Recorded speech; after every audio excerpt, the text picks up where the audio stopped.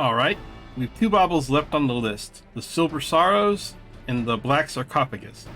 Let's see where we're at. Oi, where's Paramu got to?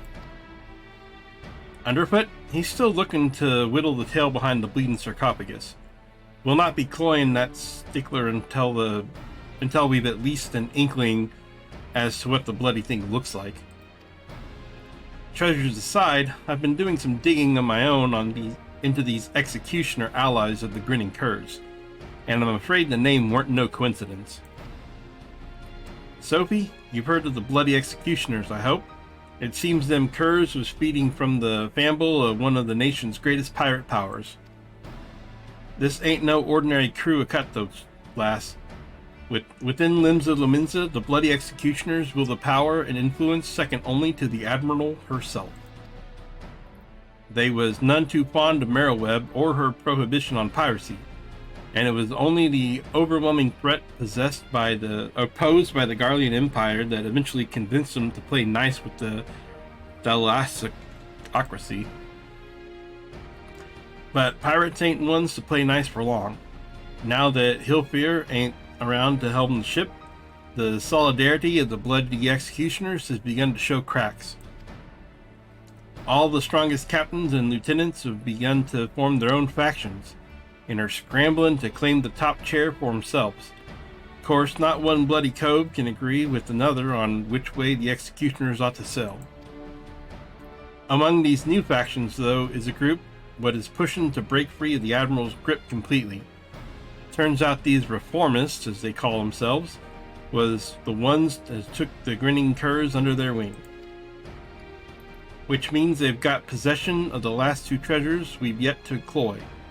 Rumors round town say that even for executioners, these coves are bloody and ruthless and not to be crossed. We should sit this one out, Jack. Piss on Malala's contest. It ain't worth this kind of grief. We'd be inviting the wrath of a crew so large and dangerous that even the Admiral ain't keen on coming to blows with them if they ever came after us. Large or small, it don't much matter. They broke the code when they hit that maelstrom tub. The Grinning Curs would pay in for the crime, but we'd be poor sodden excuses for rogues if we let the real culprits carry on unpunished. I mean to see this job to the end, and that means fighting back them treasures and handing out proper justice to them as deserve it. But Jack, listen, with all the infighting going on at present, us stabbing a short blade into one faction's toe ain't like to bring the whole executioner crew down on our heads. Besides, them reformist buggers are so far split from the main mob that they've been avoiding the city altogether. Now, it's about time we get to work. Sophie, you're to track down our black market contact. I set him to looking into the Curs' new allies a while back, so he should have some answers for us by now. The veil was lifted by a southerly this morn. That'll put the old man at his haunt in Lower Lenosha. Here, take this sack of blunt and pay a visit to the House of Styx.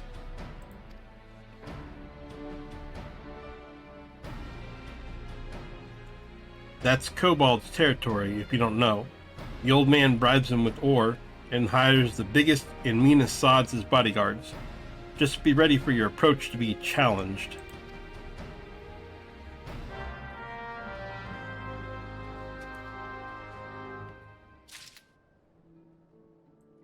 I went with Kev. I say we stay out of this one.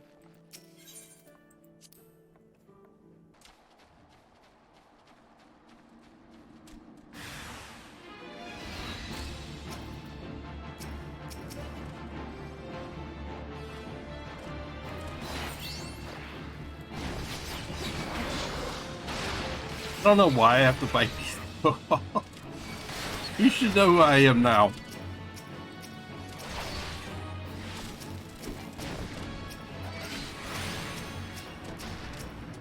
I feel like he's just making up excuses to make me fight.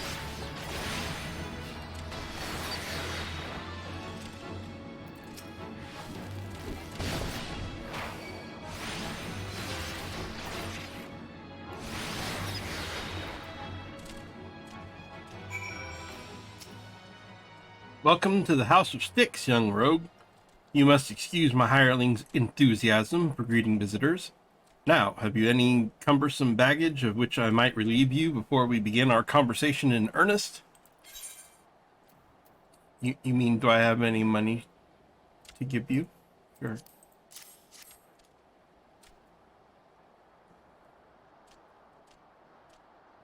Yeah. A heavy burden for one of your tender years to bear, but its weight has balanced the scale. The sum is paid and the deal is made. Let us speak of these reformists. This faction that so wronged the code now seeks to peddle one of its stolen treasures, the earrings better known as the Silver Sorrows. The deal, it is said, is set to take place at Costa del Sol. The buyer, a moneyed merchant from the golden sands of Ul'dah. The earrings will be out in the open, vulnerable. I would target the moment of transaction were I so inclined, as the gentleman up there by the cabin appears to be, for he purchased the selfsame information. Though he attempts to disguise his identity, the stench of a soldier yet lingers. I know not where one such as he came to learn of my existence, but I suspect he works for a certain yellow-coated captain. It's talking about this dude right here, by the way. Brave she is, but foolish. Stumble blindly into the underworld, and your groping hands will not save you from the holes at your feet. Sudden shall be her fall. I wonder if you can talk to this guy. I don't think you can. Nope.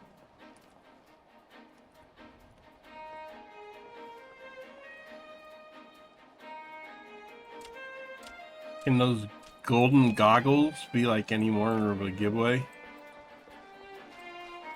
What a doofus. What a maroon. What a ignoramus.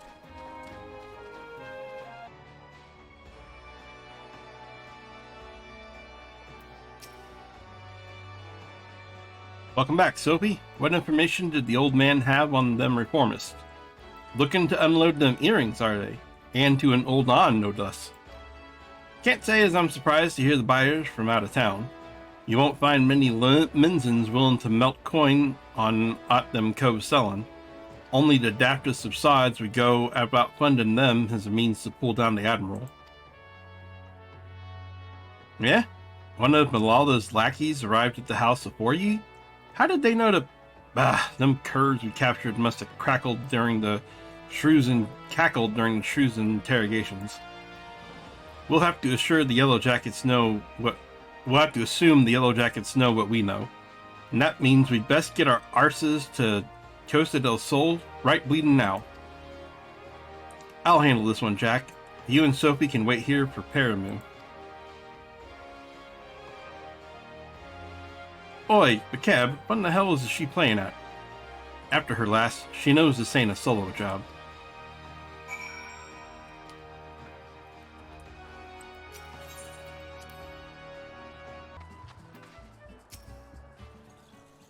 I told you to wait at the guild. I don't need... Well, it might be as I could use an extra mort in the shadows after all. Jack has his mind set on punishing the executioners, but me? I just want to skulk in, cloy them silver bits, and skulk out.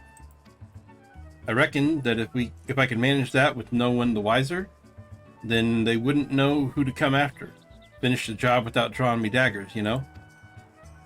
It ain't exactly true to the code, but the shield of underworld honor won't stop them bloody killers from cutting me mates' throats and setting the sisters a glimmer.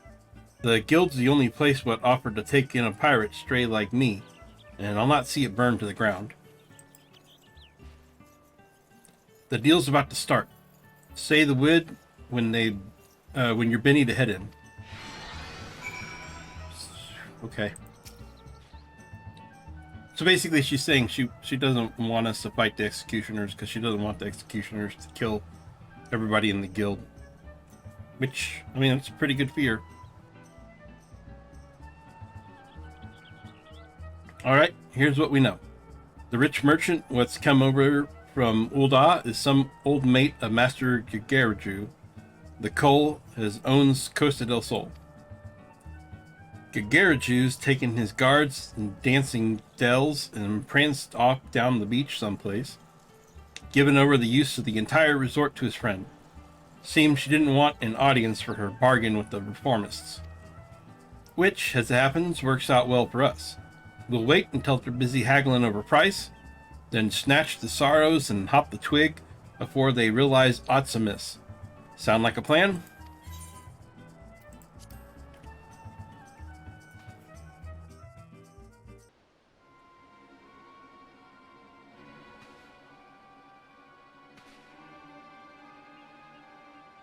There, the players have arrived. The reformist coin counter and the Oldon buyer are setting up the southeastern platform. The earrings ought to be nearby. Hang about. Who are all those other culls? The place was meant to be empty. I see some nasty looking blokes in Uldon garb, and are those mammoths? The merchant brought along a whole bloody entourage. I've gone and got ahead of myself. I should have realized the job would never be that easy. We'll have to mill a few of them bodyguards first, I reckon. You don't want to fight through a forest of blades should you get caught sneaking about up on them narrow walkways. Or I guess narrow walkways. Jack, I thought I'd... Stow your excuses, love. I know full well what you were about. You start going soft on us, though, and it'll be like losing one of the arms. I can't take on the bloody executioners all by myself. It's only 'cause I've got rogues like you and Underfoot and Soapy here that the guild can take the jobs it does. When our coves walk the shadows, it's the bleeding pirates what do the trembling. Remember that, Bakeb. We ain't some two guild robbers what piss their britches when their daddies are caught in the honeypot. When their daddles are caught in the honeypot. Actually, it'd be kind of funny if your daddy was caught in the honeypot. That'd be kind of... Actually, no, wait. I don't know, give or take. We're the knives and the darkmans, and no bastard wants to go blade to blade with the likes of us.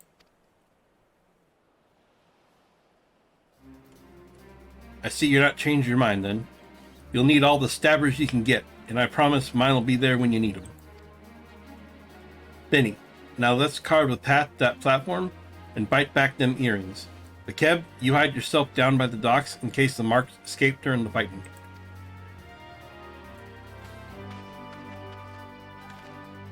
Soapy, you and me will split up and mill the guards as we go. It's them puppets as concern me most. I suggest you crash them little buggers before they can spring any rum fun. Creep in as close as you dare, then give them a good solid clout from behind. Aye, it ain't the most original strategy, but that don't make it any less lethal. Once you're done with the first group, slip back into the shadows and move on to the next. Not to it, eh? I'll head over to the back while you start from in the front. Let's wrap this up before them jackets plunder in and scare off our marks.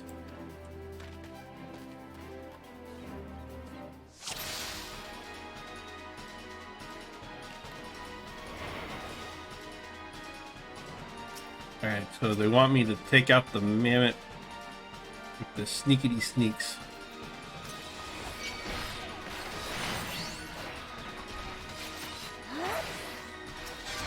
Really? Was that hard? No, I don't think so.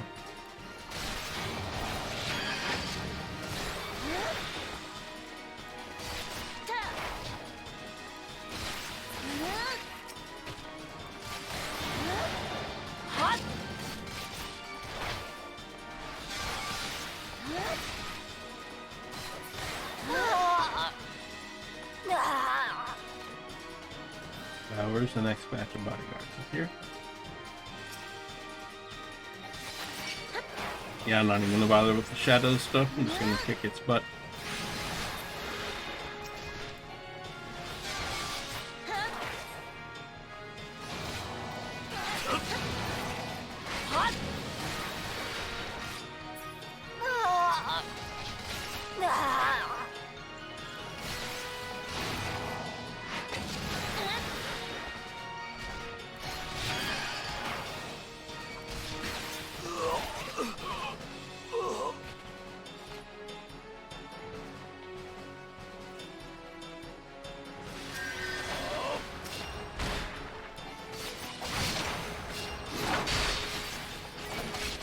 Guess it's up to me to save Jack again. I'm gonna have to promote myself a second time, Jack. I think I'm gonna have to be the admiral of the pirate rogues now.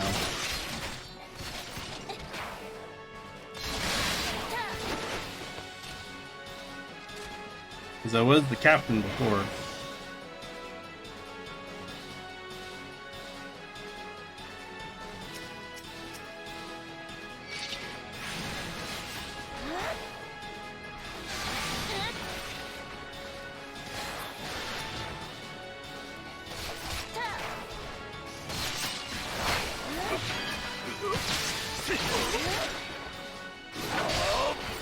Rogue Admiral Dopey Hiscaris. Got a nice ring to it.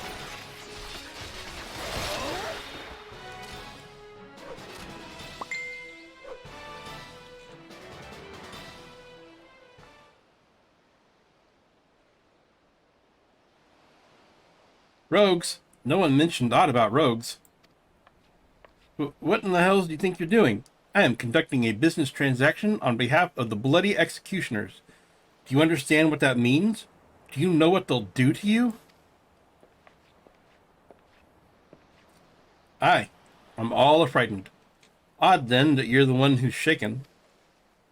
It don't much matter to me who you work for. Your bosses broke the code, and we're here to collect. These would be the Silver Sorrows, then? I'm sure you paid a caravan of coin on them shiny baubles, but I doubt they're worth your life. Let's have them, then.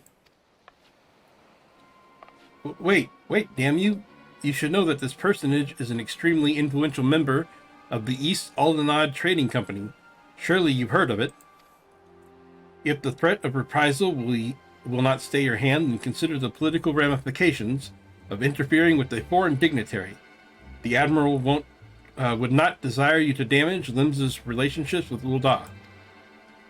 Yes, exactly. I am very highly placed in Ul'dan society. I have powerful friends who would not be pleased were you to mistreat me in any fashion.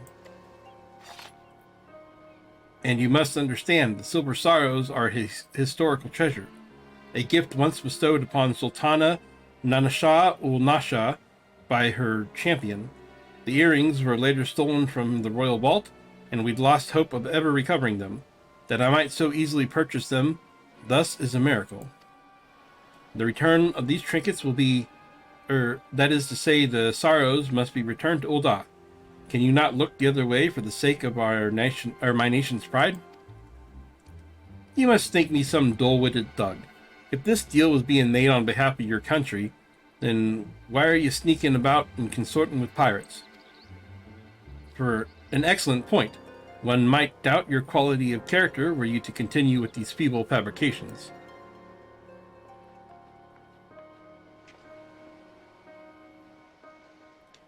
You need only entrust those earrings to me, should you truly wish to see them returned to Ul'dah, that is. After all, 'twas to fulfill that very purpose that the Delocracy bid on the sorrows in the first place. Bit late there, ain't you, Captain? I think you'll agree this round belongs to us. On the contrary, my dear scoundrel, I made the winning move the moment I knew we were dealing with a merchant of Ul'dah. I come bearing an official order of seizure, authorized by the Admiral herself. You will not be harmed, but I must insist that you cooperate with this reclamation of unlawfully obtained goods. Though Costa del Sol is private property, it nevertheless lies within state government territory.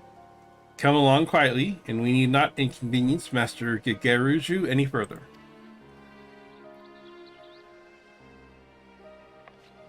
These suspects will be taken into Yellow Jacket custody, and do not concern yourself with the Silver Sorrows.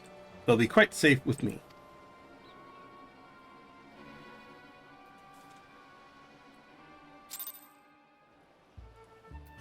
Oi, I think we got played. We did all the work, and then she came in and stole our reward.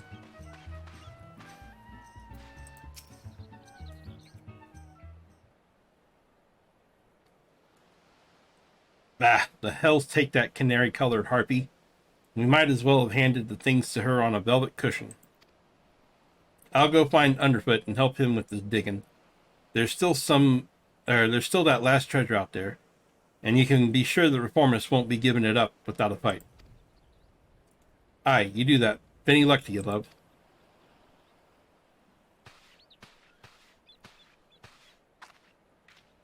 Ah, there you are. You left before events had truly been decided, and I thought you deserved to know the score. The Eldon merchant has acquiesced to our request and surrendered the Silver Sorrows into our keeping. We've also apprehended the reformist accountant and will be holding him for further questioning. Oh-ho! Bonin, an associate of the bloody executioners. You Yellow Jackets don't flinch from your duty, I'll give you that. And what's this I hear about you buying information, Captain? I thought you'd sooner die than associate with elements of the underworld. I will do what I must to stay ahead in this challenge, and that marketeer's knowledge was vital to the case. 'Tis true I might find his practices distasteful, but he is no pirate. It is the fading era of piracy, which I mean to consign to the history books, and that chapter will never be fully closed until every pirate-spawned relic, including you and your guild, becomes a thing of the past. Valiant and forthright, these are the words by which the Yellow Jackets live. It is the manner in which we protect limbs of Lominza.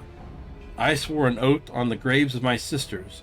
No more shall the innocent suffer at the hands of these savage buccaneers, these unrepentant killers. And a grand oath it is. Me, I've got me fambles on full just keeping the code intact.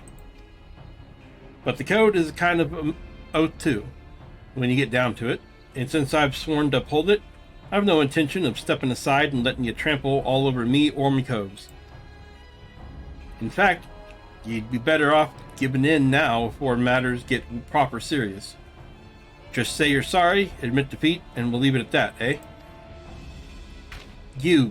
Your audacity knows no bounds. I am done wasting words. I shall reclaim the last treasure, and then I will look on victorious as your guild is dismantled brick by brick. That's the spirit, Captain. Just don't forget to keep an eye on them earrings. The city's crawling with rogues, you know. You could keep the Sorrows in a bloody lockbox in the Coral Tower, but look away for a moment, and one of me coves will bite the beauties right back. Come on, Sophie. It's back to the sisters for us.